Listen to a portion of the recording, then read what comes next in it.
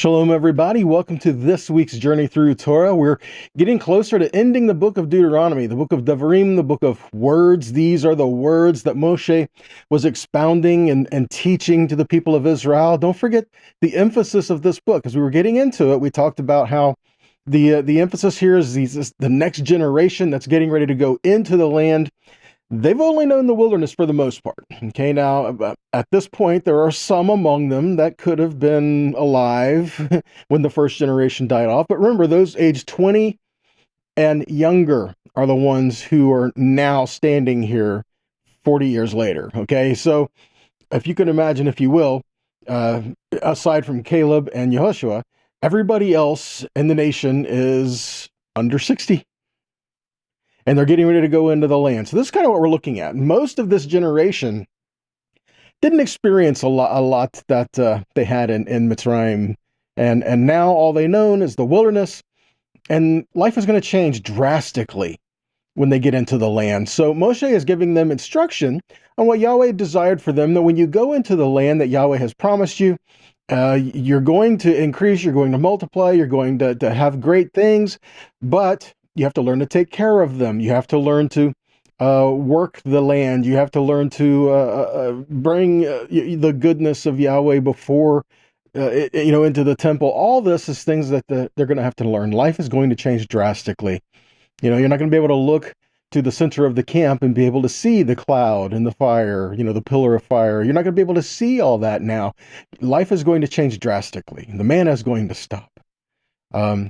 So now what do they do when they get into the land? Now they have to learn to walk in faith. They have to learn to trust Yahweh. They have to learn to rely on him without actually seeing that presence of him. They have to learn that Yahweh is still with them, even though they're not seeing the pillar of fire and the cloud, everything right there in their backyard. They have to learn Yahweh is still with them, but they have to carry his presence with them wherever they go. They do so by walking in his ways, by listening to his voice, and the times when they gather back in at a central location to reaffirm the covenant that they stand and walk in, and to hear the words of Yahweh, all these things coming together in a place of relationship, of honoring Yah, honoring one another, and learning how to dwell in the land that Yahweh has given them, okay? So there's another thing that has to happen.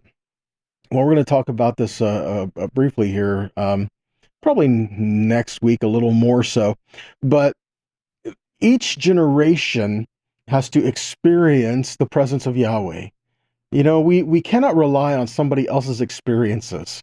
Now, we should be able to hear what Yahweh has done for our forefathers, done for those that have gone before us, be encouraged in that, to believe and trust Yahweh because of the things that he has done. But for that personal experience, we all need that. Okay, remember when the words of Yahweh were received from the people of Israel, they were received as a nation, although he was speaking to each and every individual within that. So there is a personal necessity for us to walk in the word, but it's also as a national obligation. Okay, so all of this tying in together, like I said, we'll talk a little bit more about that probably next week. But today we're going to find out about who was there, who has this entering into covenant, and what are they going to have to do here? What happens next, right? All right, so we're going to get into that. So let's start off in Deuteronomy 29 and verse 9. It says, you were standing, all of you, before Adonai your God. That's the first part of verse 9. The word there for standing is Nitzavim. It says you were standing. Most often when you see the word stand, it's the word amad. Okay, omdim, amad. Amad means to stand.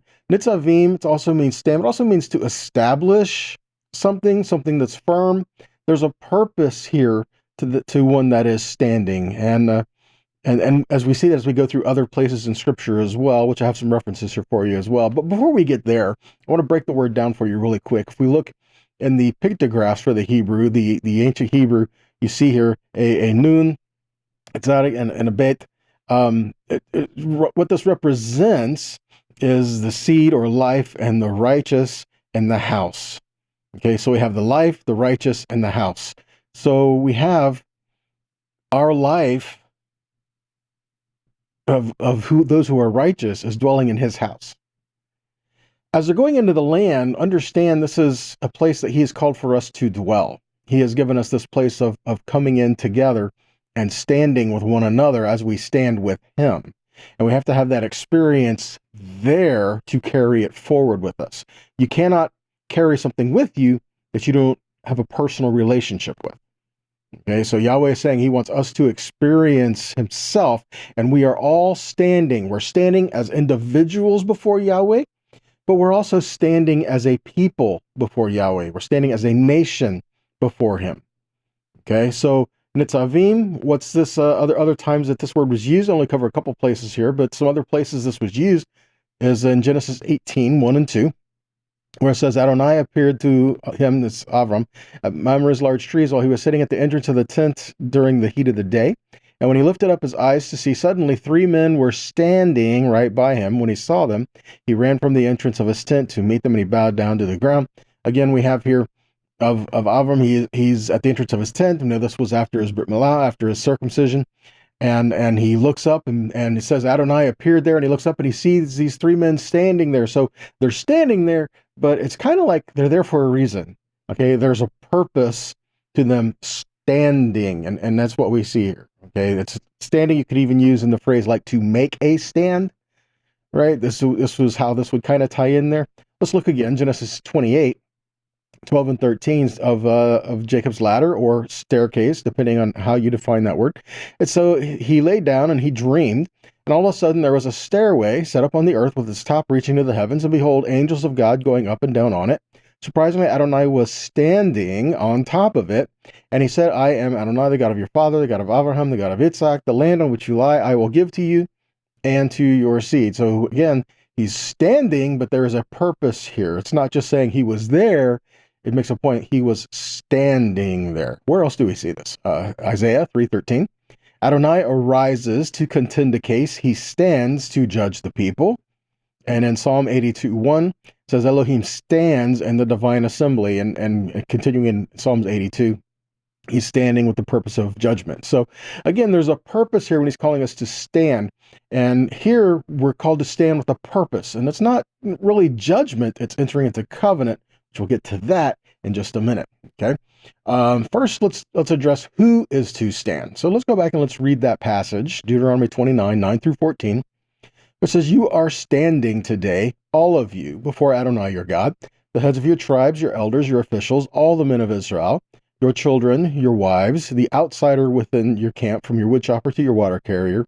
Each of you is to cross over into the covenant of Adonai your God that he is cutting with you today, and into his oath. Verse 12. This is in order to confirm you today as his people. So he will be your God, just as he promised you, and just as he swore to your fathers, to Abraham, to Yitzhak, and to Yaakov. Not with you alone am I cutting this covenant and this oath, but with whomever is standing here with us today before Adonai our God, and with whomever is not here with us today. Okay, so when we see this, who is addressed to stand here with them? Okay, well, he makes a point. He says, all of you. So what does it mean when he says all of you? All of you. No one is exempt. The entire camp, everyone that's there. Okay? Those of natural born descendants of Abraham, Yitzhak, Yaakov, those naturally born of the 12 tribes, and those who were standing with them, those who came out with them from Mitzrayim, those that were gathered in along the way, those from other nations and other people that have come in to join with Israel, all together are standing at the mountain at this point. Okay, now I know this isn't Sinai, but they're still standing here with Moshe as he's directing them, and he's about to equip them and explain to them what's going on with their life. Okay, so it says all of you are standing here today, but then it says something else. It's not just all of you that are standing here today, but for all who are not here today as well. In other words, it's all of you here today that are saying this, affirming covenant here. Okay, this is what we're talking about. We're reaffirming covenant. Reaffirming the promises that were given and dedicating ourselves to them as this generation. But as well, these words are not just for us. They are for us who are here today and for those who are not here yet. Okay, for those who are not here as well. So in other words, ongoing in perpetuity, going on and on and on from generation to generation to generation, these words will go forever. And each generation has to have the responsibility to accept these upon themselves. So let me paraphrase it this way. Who is standing here to receive these words and to determine if they want to accept them or not? Whosoever will. Whoever will. Whoever comes to Yahweh must come to this point of determining a place of covenant. We will enter into covenant with him, knowing my life is not my own, and I will walk in his ways, or not. So we are all standing here today, a place of decision. We have to make our life from this point forward. Who are we going to dedicate our life to?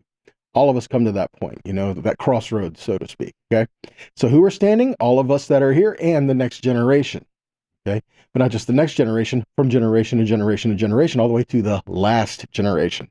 Look, in Deuteronomy 29:21, it says the following generation, your children who rise up after you, and the foreigner who comes from a distant land. So when it says the following generation, this is the word Hador Ha'acharon. Okay, Hador Ha'acharon. This word, Hador, is generation, and Ha'acharon is the last generation, the last days, the last generation. And then as well as we see a point here of the nations coming in. So all the way down, these words here for us here today, and for those all the way down to the last generation, and included in that, by the way, are those from other nations, foreigners, those from other nations who have decided to come in and to affirm a place of covenant among you as well. Let's back up a minute. Let's take a look at something in Deuteronomy 5:1-3. Moshe called to all Israel and said to them, Hear, O Israel, the statutes and the ordinances that I'm speaking in your hearing today. Learn them and make sure to do them. Adonai our God cut a covenant with us in Horeb. Not with our fathers, as Adonai cut this covenant, but with us, all of us alive here today. So again, what we're looking at here is that, okay, when he made the covenant at Sinai, that was for that generation and for the following generations as well.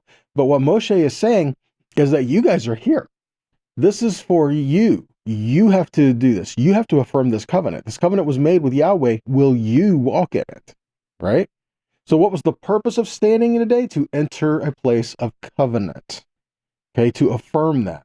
Yahweh had already declared his covenant to them, but now this is the next generation who is accepting these terms and saying we will walk in them, so to speak. Right? Deuteronomy 29:9-14, again. So you are standing today, all of you, before Adonai your God, the heads of your tribes, your elders, your officials, all the men of Israel, your children, your wives, the outsider within your camp, from the wood chopper to your wire carrier. Each one is to cross over. See that? Each of you is to cross over into covenant of Adonai your God that he is cutting with you today and into this oath. Verse 12. This is in order to confirm you today as his people. So he will be your God, just as he promised you, and just as you swore to your fathers, to Abraham, Yitzhak, and Yaakov. Now with you alone I am cutting this covenant and this oath, both whomever is standing with us today before Adonai God and whoever is not here with us today. So the point here is crossing over into covenant. If they're going into the land, this was a promise that was fulfilled to Abraham, Yitzhak, and Yaakov. And it says, not with you alone, but all who stand with us. Okay, not with you alone, not just Abraham, Yitzhak, and Yaakov, but all who stand with us. In other words, each of you that are here and that are standing with Israel and who serving the God of Israel are in a place of covenant with Israel. Say, no, we're in covenant with Yahweh, absolutely. But understand, he is covenant with Israel. So we're all standing together as one people. Okay, not Israel and the nations. No, we're standing together as one people. Israel, even though we may have come from the nations, we are brought in to be a people alongside with the people of Israel. Yahweh has never replaced Israel, and he's brought his people to be in part of a covenant with and alongside Israel. Romans 11:17-18 talks about being grafted in. If you are grafted into the tree, you can't say you're the tree. You're a branch of the tree, and so we are grafted in to be a part with Israel. Galatians 3 says this, verse 8 says, so the scripture foreseeing that God would justify the heathen through faith, preached before the gospel unto Abraham, saying, in you shall all the nations be blessed. So v'nivrahu is the word he says, all the nations be left, but the root of this word is mavrik, which can also mean to graft. So we see through you, all the nations of the earth will be blessed or grafted into a place or position of covenant. Remember, Abraham was not a Jew. Okay? Abraham, he crossed over in his faith. He was called Hebrew. Okay? He crossed over into his faith and he served the one true God, who became known as the God of Israel. because we have Abraham gave birth to Yitzhak, to Yaakov. Yaakov became Israel, changed his name to Israel. Yahweh did. And then he had 12 sons who had the tribes. So these were the tribes of Israel. And then at Sinai, it says they saw the God of Israel. And this was the first time this phrase was used. So we're talking about Israel and all those brought in with him. Because remember, when Abraham is the example, I mean, he is the father of the faith, right? I mean, but when he came to faith, there were others that were in his household who were not descendants of him, okay? But they were in his household who affirmed covenant and entered into covenant with the God of Abraham, right? So that gives us a picture. That shows us some things. Continuing on in Galatians 3, we read that Yeshua did what he did for a purpose. I mean, obviously to redeem us, right? But there's more than that, okay? And we know that that's a big one, isn't it? Yeah, absolutely, that's a big one. But by doing so, there's more that's happening here than we often attribute to what's happening here. Okay, Galatians 3:13-15 says, Messiah redeemed us from the curse of the Torah, having become a curse for us, for it has been written, curses everyone having been hung on a tree. And by the way, the curse of the Torah is not the Torah. The curse of the Torah is if you sin, you die, right? That the blessing of Abraham might come on the nations through Messiah Yeshua, that we might receive the promise of the Spirit through faith. Remember this, I speak as a man, even though it be a man's covenant, yet if it is confirmed, no man can reject it or change anything in it. And Yahweh confirmed this covenant with Abraham. Okay, so Yeshua did what he did so that the blessing that was given to Abraham could come to the nations. And go back to Galatians 3:29.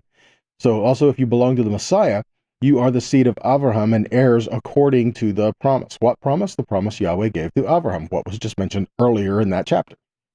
Okay, and even being called, well, okay, but I'm from the nations. Again, if you come to Yahweh, you're no longer from the nations. You are a child of Yahweh, in covenant with a people who are in covenant with him. All right. Ephesians 2, whole chapter, but just a couple verses, 11-13, says, therefore, remember your former state. See that? Your former state, not your current state, your former state.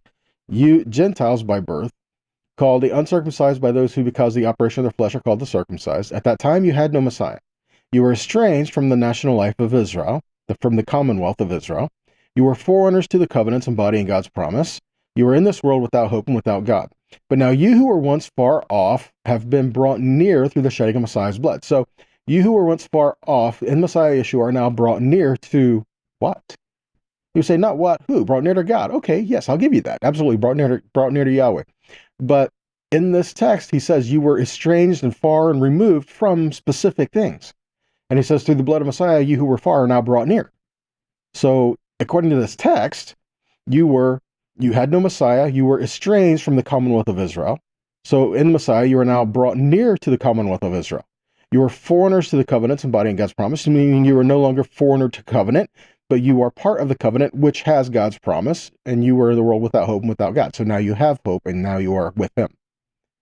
See, it's a change of not just who you are partially. It's a change of who you are all the way around. Every part of you. You're different.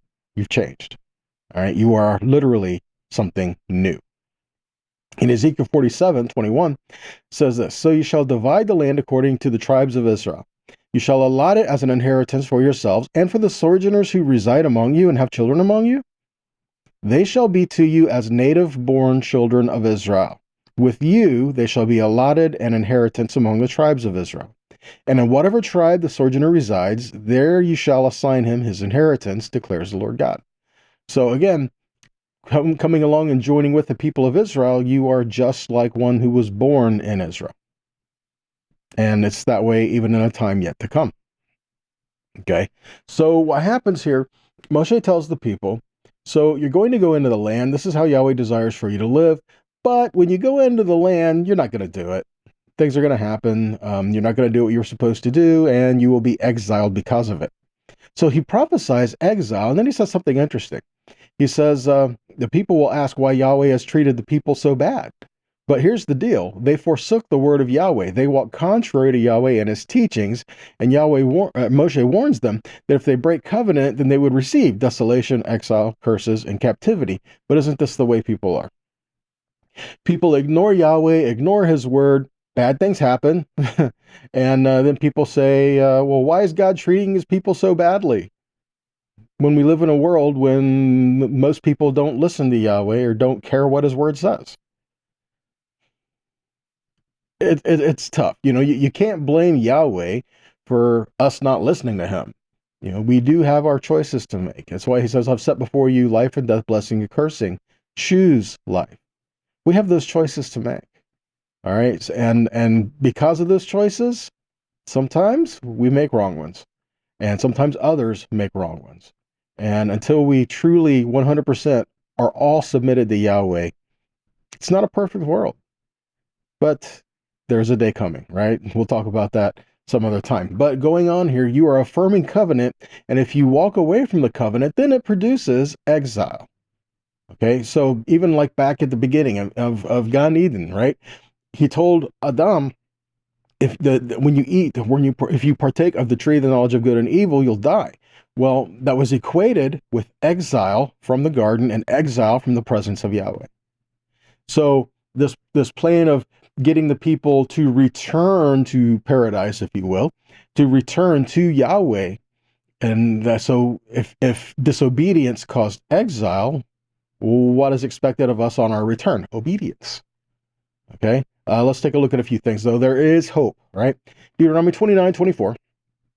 It says, all the nations will say, why has Yahweh done this to the land, and what caused the heat of this great anger? Then the people will say, it is because they abandoned the covenant of Yahweh, the God of their fathers, which he made with them when he brought them out of the land of Egypt, and went down and served other gods and worshipped them, gods whom they had not known and he had not allotted to them. So what happens here is, why is God treating the people so bad? It's like, wait a minute, no, that's not the case. The case is they walked away from his covenant. All right.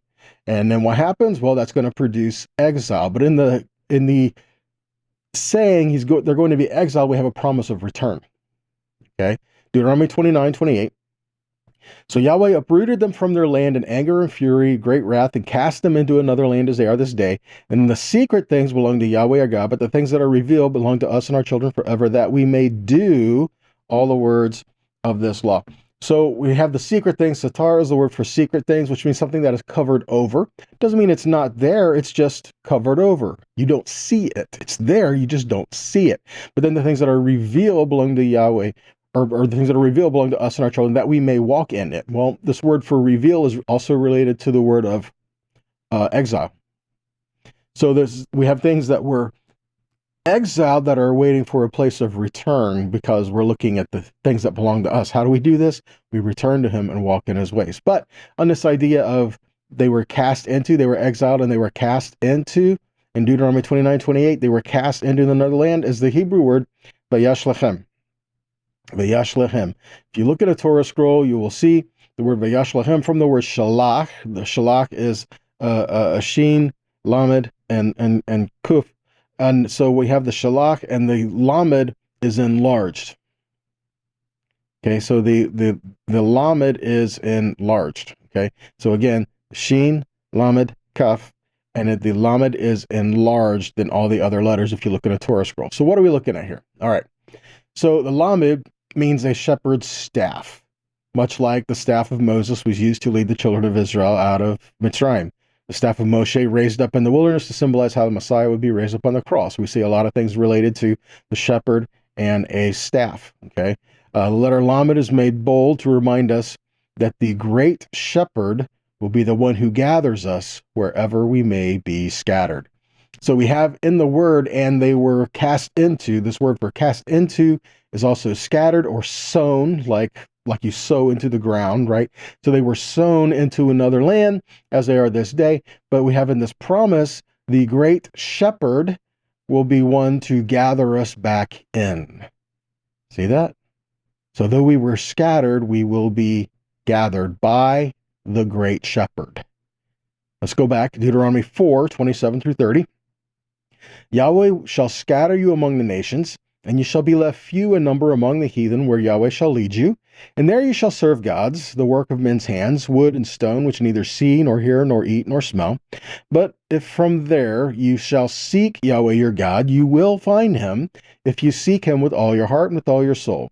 So when you are in tribulation, look at verse 30 very carefully. When you are in tribulation, and these things come upon you in the latter days, or in the last days, you turn to Yahweh your God and be obedient to his voice. So again, we're talking about restoration, but we're talking about a time of tribulation in the last days, returning to Yahweh and being obedient to him, listening to his voice, keeping his words. So he says, I will scatter you, but I will regather you back. And when you do, keep my word, right? Let's look at this. Ezekiel 34, 12 and 13. As a shepherd seeks out his flock in the day that he is among his sheep that are scattered, so will I seek out my sheep. Why? Because his sheep have been scattered. And I will deliver them out of all the places where they have been scattered on the cloudy and dark day. And I will bring them out from the people, and gather them from the countries, and bring them to their own land, and feed them upon the mountains of Israel by the rivers, and in all the inhabited places of the country. See that? He is our great shepherd. And we know Yeshua is our great shepherd. So in Yeshua, he will bring in all those that have been scattered, and all those who will be joined with them. I could talk about the dry bones going on there, the dry bones, the two sticks. I'm not really going to talk about them today, but that is a picture that's there. Okay. And we can even relate the dry bones and the two sticks together with Psalm 22, which talks about Yeshua and on the cross and him gathering the people in and all that, talking about it. Okay, so there's a lot there. Okay, but continuing on with our good shepherd, Jeremiah 50, verse 6, my people have been lost sheep. Their shepherds have caused them to go astray. They have turned away on the mountains, and they have gone from mountain to hill, and they have forgotten their resting place. Matthew 15, 24, Yeshua says, I am not sent but to the lost sheep of the house of Israel. Matthew 10, 6 and 7, go to the lost sheep of the house of Israel, and as you go, preach, saying, the kingdom of heaven is at hand. Deuteronomy 30, verse 4, says, if your outcasts are in the uttermost parts of the heaven, which kind of implies that's where they're going to be, they're going to be far-reaching and far out, from there, Yahweh your God will gather you, and from there he will take you. Now, this is another interesting note. It says, from there he will gather you. Okay, so from there, Yahweh your God will gather you. This reads in the Hebrew, right? So here we go. In the Hebrew, it reads, Yekavetzcha Yahweh Elohecha. So this first word I'm going to look at here is kavetz. This is from the word kavatz. Kavatz, which is an interesting word when it says to gather you, kavatz. Interesting word for gather here. In the Theological Word Book of the Old Testament, there's some good references that has to say on this and some good explanations and definitions. Let's talk about them really quick. So kavatz is to gather or to assemble. And he says, God pledges to assemble his people from the places where he had scattered them during the great exile. This promise is repeatedly recalled by the prophets. An example, Isaiah 11:12, which says, he will raise a signal for the nations and will assemble the banished of Israel and gather the dispersed of Judah from the four corners of the earth. See that? So again, Isaiah 11:12 is talking about something being raised up that is a sign for the nations, and he will gather in and assemble Israel from the four corners of the earth. Continuing on, and the eschaton of this divine gathering is to extend to all peoples, from Isaiah 66:18, and even the Gentiles, which we saw in Isaiah 11:12. So Isaiah 66:18 reads, for I know their works and their thoughts, and the time is coming to gather all nations and tongues, and they shall come and see my glory. Moving on, it says, by so accomplishing such a clear prophecy, God exhibits his sovereignty and therefore sanctifies himself to those gathered, which we see in Ezekiel 20, verse 41, where it says, as a pleasing aroma, I will accept you when I bring you out from the peoples and gather you out of the countries where you have been scattered, and I will manifest my holiness among you in the sight of the nations. So after the return, God tells his people to remember his promises. We see in Nehemiah 1:9, but in Nehemiah 1, verses 8 and 9, it reads, remember the word that you commanded your servant Moshe, saying, if you are unfaithful, I will scatter you among the peoples. But if you return to me and keep my commandments and do them, though your outcasts are in the uttermost parts of the heaven, from there I will gather them and bring them to the place that I have chosen and make my name dwell there. What we see here is that Yeshua says he came to gather the lost sheep of the house of Israel. He came to gather the exiles. He came to gather all people together as one people, one nation, one people of covenant. And again, we saw this back in Isaiah 11, verses 11 and 12, which we read. He is that banner that is lifted up for the nations, and when he will assemble all of Israel and gather the scattered of Judah from the four corners of the earth. We also see in Psalm 147:2, it says, Adonai builds up Yerushalayim.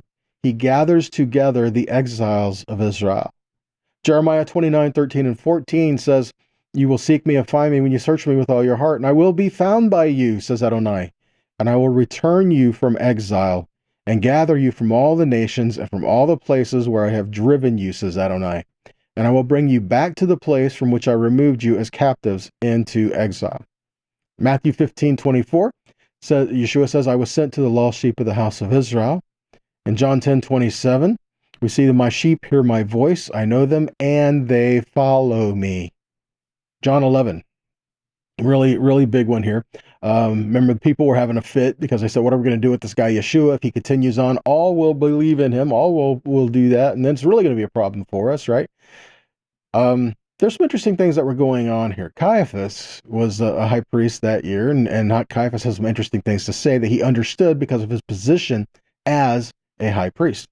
In John 11:50, verses 50 to 52, says, do you understand that it is better for you that one man should die for the people, that the whole nation should perish? He did not say this of his own accord.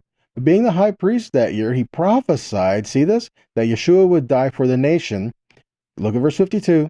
But not for that nation only, but also to gather into one the children of God who are scattered abroad. See this? The emphasis here, he was prophesied that Yeshua would gather those from the nations and gather those that are scattered abroad into one. And this word that's used here, he says to gather, is the Greek word sunego, but the related Hebrew words from the Septuagint is kavatz and asaph. Kavatz and asaph. Because kavatz we've already talked about, but asaph is where we get the word Yosef. Yosef. Asaph means to add or to gather in together. Yosef being one of the sons of Israel. And if you go back and read the prophecies regarding Yosef, who also the blessing of Israel to Ephraim, Joseph's son, younger son, and all these relating to restoration, the scattering of Israel, the kingdom being split in two, and all the people coming back. Most of the prophets talked about the bringing in all Israel, bringing back in together. It's the biggest part of prophecy in the Tanakh, but it's not really talked about very much. But it needs to be. It needs to be. Genesis 49:1. Yaakov calls his sons together. He said, gather yourselves together, and that I may tell you that which will befall you in the last days. This is interesting. So he calls his sons together. He says, gather yourselves together. That's asaph. What he says is to gather together. Ha'asfu, which is from the word asaph, which means to gathering together. And where we get the word for Yosef. So gathering together, assemble, bring yourselves together, that I may tell you what will happen in the Ba'acharit Hayamim, in the last days. Interesting things happening here. He says in the last days, or in the end days. What's going to happen? He says, you will gather yourselves together. Gather yourselves together. For Genesis 49:2. Gather yourselves together. It's kavatz. And hear, you sons of Jacob, and hearken to Israel, your father. Hearken to Israel, Avechem, your father. So in the last days, we have a picture of all the people gathering themselves together into one, and to listen to Israel, who was their father. Abraham, Yitzhak, Yaakov, who became Israel, who became the 12 tribes, and all those grafted in with them. So in the last days, we will all come back in together and hear the words that Yahweh gave to Israel for an inheritance, for generation to generation, to receive his words within us so that we can have them written on our hearts and to follow through in our relationship and life with Yeshua because of it. It's amazing how it all comes in together, guys. It's really just some amazing things to get into and look at it. Well, Guys, that's all I have for you today. I hope that this has been a blessing to you. I hope it's been encouraging. I hope it's been challenging for you as well. And if this has been a blessing, please share that on whatever avenue that you listen or watch or whatever it is. Please share these teachings because it helps get them out there. And if this has been a blessing to you, please consider making a donation to this as well, because that's how we keep these things moving forward. It's because of you guys who are listening and you who give to help continue to do that. If you're not in a place where you can do that, please continue to pray that we keep these teachings going out there and support us by your prayers, okay? So that's all we have for you today, guys. So until next time, be blessed, be a blessing, and shalom.